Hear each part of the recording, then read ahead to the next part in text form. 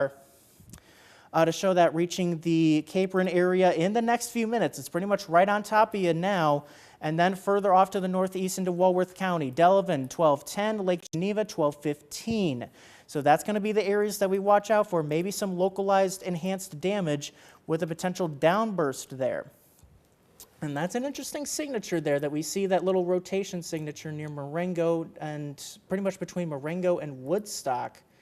Let's take a look at the velocity tool. Well, that's what we've been watching out for, these little spin-ups, and maybe we do see a little red there where you see red and green coming together. That's where you see that conflict, that we could have some rotation there. So the radar kind of showing an early indication that maybe we're starting to see a little rotation along US 20. This will push farther to the north and east across Route 176. And eventually, that'll come pretty close to Woodstock.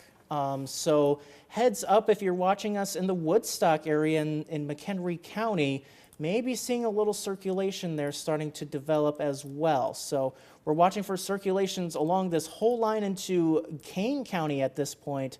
But as we head further off into the north into McHenry County, just the severe thunderstorm warning as of right now. But we'll keep an eye on that potential little bit of rotation there that may be moving out of Marengo heading towards Woodstock. So that's really the update that we have as of right now.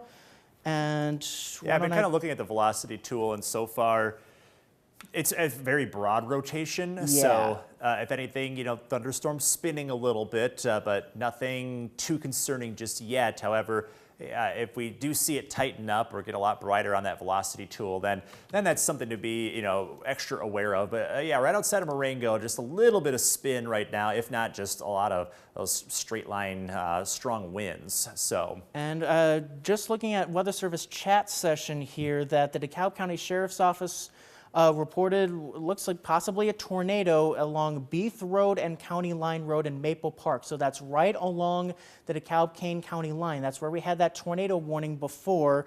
And it looks like we may have had potentially a brief tornado touchdown across the far eastern part of DeKalb County, pretty much right along the Kane County line there.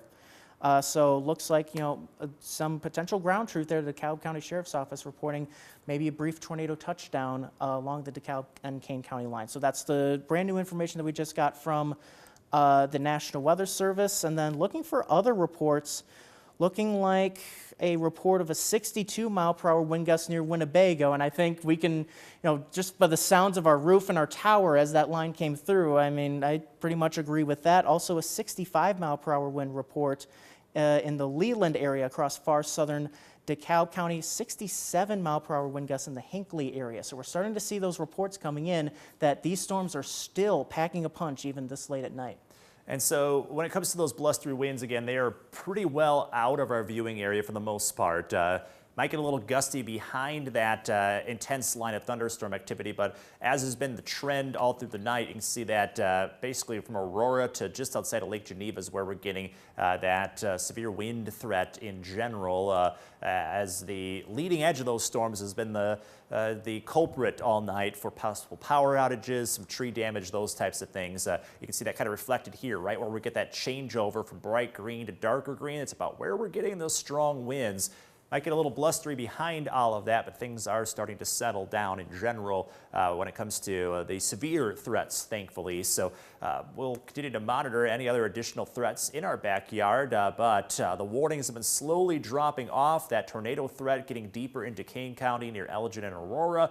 But again, I think the severe wind threat's kind of right through this section here. So while we still have some active warnings, looks like the severe weather threat might be wrapping up for some of these spots. So we'll hang here for just a little bit longer, but I think hopefully soon we'll start to see these extra warnings drop off, and we'll kind of wrap up our coverage after that as those winds slowly die off. If anything, we'll pull up our severe weather reports and see just where we're getting some scattered wind across our backyard. So it doesn't look like we have a ton of damage reported just yet, but as we pull up some of these different wind reports, so there's Winnebago gusting to about 62 miles per hour, had the Rockford Airport looking at about 62 miles per hour, so that is definitely severe strength.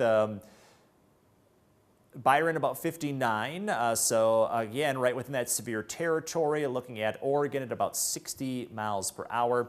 Had some wind gusts reported close to Compton at 65 miles per hour. So as these storms rolled into our backyard, we definitely had some wind gusts potentially up to 75, if not 80 miles per hour as they crossed the Mississippi River.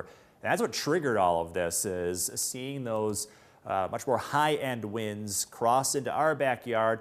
National Weather Service then started issuing warnings right before 10 o'clock, and about 2 hours later, we're starting to see those strong winds now exit as we get closer and closer towards our Saturday. Hinckley up to 67.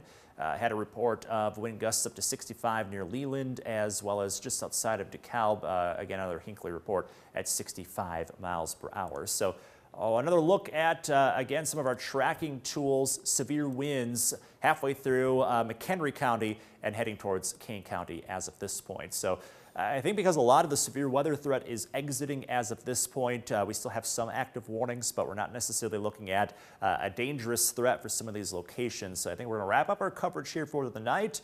As we go into tomorrow morning, WRX.com, that'll be your friend. That'll get you up to speed on some severe winds that'll be coming to our backyard. We'll have high wind warnings going into effect tomorrow morning. So stay ready for blustery conditions all throughout the start of Saturday.